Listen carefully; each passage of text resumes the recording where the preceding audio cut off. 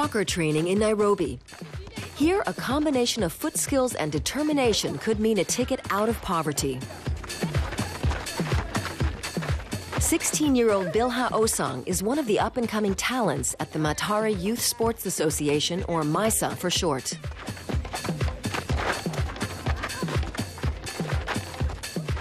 When playing football, it keeps me busy. And it makes me avoid many kind of things like drugs, being prostitute. For many in Mathare, one of Africa's biggest slums, drugs and prostitution are a grim reality. 500,000 people live here under appalling conditions. Water and electricity are precious luxuries, and life expectancy is low.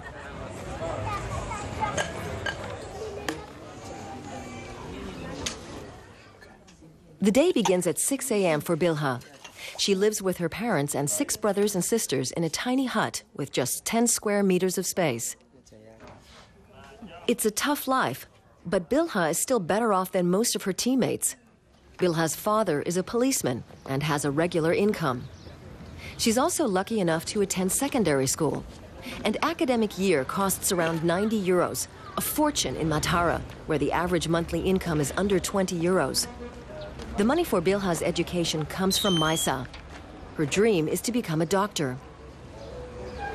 I would like to do biology especially, and chemistry first. I have to do it very hard, and I have to practice very hard. And so to be a doctor, I have to know many things about it. Some 400 youths receive an annual scholarship from MYSA. As well as sporting performance, social engagement is a key requirement. To qualify for support, every student needs to log at least 60 hours of community work every month. The MYSA offices in the middle of Mathare are like a second home to Bilha. She comes here several times a week to use the computers and the library.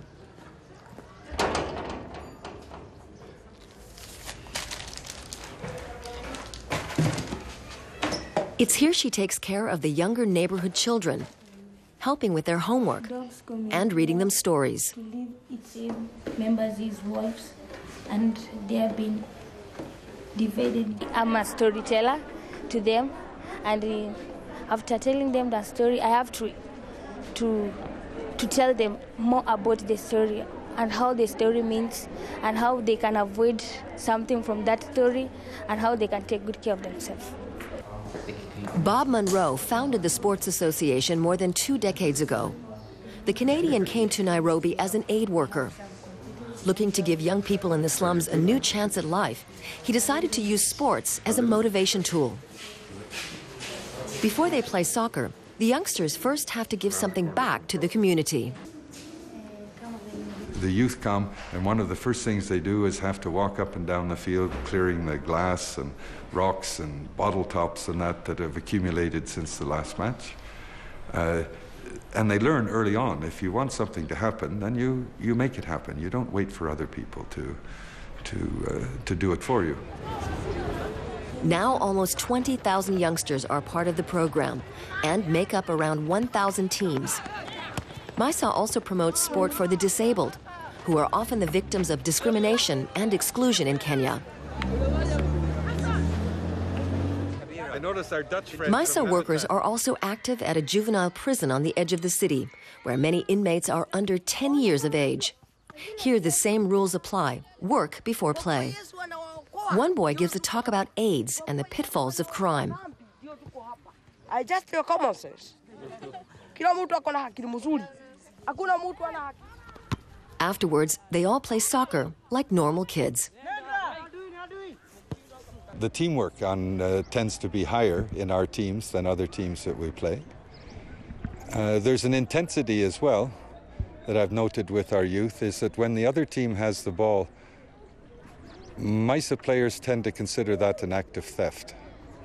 That ball belongs to them, not to the other team, and they're fierce in trying to get it back again. Today, Bilha and her teammates are up against another MYSA side. This time, it's not just honor at stake, but also a chance to travel to Oslo for the Norway Cup, one of the world's largest junior soccer tournaments. Norway is a major donor to the Sports Association and every year invites a MYSA team to the event. Bilha's biggest role model is also on the field. Doreen Nabwira is the most successful woman to come out of the MYSA program. She's already had trials for several Bundesliga clubs and plans to move to Germany in the future. Having grown in the slum, it makes you stronger because you really want to get out of the slum. You want to become someone better, somebody respectable in the slum. So it's kind of like a driving force, and it helps you keep your things going, like work harder in any field that you are in. In this match, Doreen's skills were all on display. She controlled the midfield and helped set up 3 goals for her side.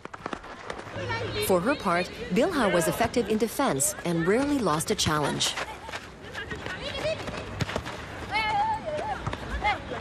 She's very, very good in defending. It's not easy for you to beat her and make a goal from her side. Yeah, so she's that unstoppable. Bilha and Doreen's team ran away with a 5-1 victory. As darkness falls, they're already thinking about the next match just a day away.